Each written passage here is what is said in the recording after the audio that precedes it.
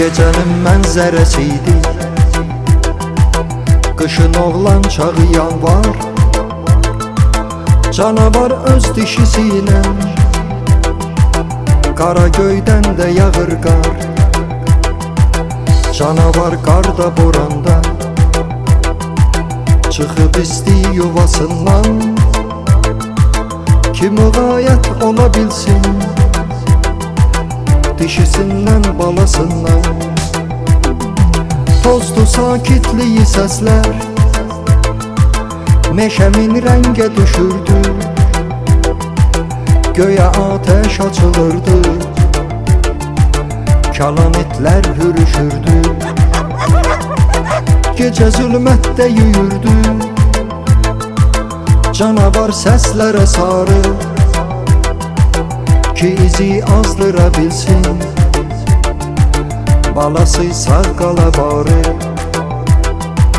Canavarı duyan itlər daha sürətlə qaçırdı. Arxasınca iki ovçu ara bir ateş açırdı. Canavar cəhd eləyirdi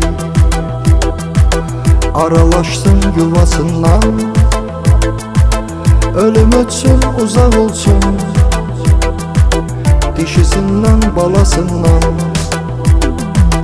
Təzəcə sübh açılırdı, meşəyə nur səpələndi. Canavarın yolu birdən qayada bitdi, dirəndi. Daha yox qaçmağa bir yer, belə qismətdirsə ölmək.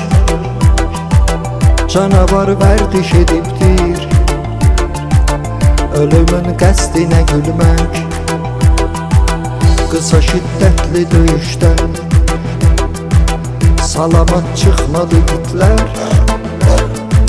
Səsi gəldikcə tüfəngin puç olub getdi ümidlər. Ateş, ateş, yenə ateş qan axırdı canavardan. Sona çatdırdı bir ömrü atılan güllə kənardan. Cana qəsd eyləyən insan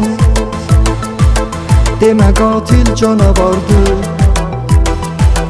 Onu öldürmə günahdır, canavarın canı vardır.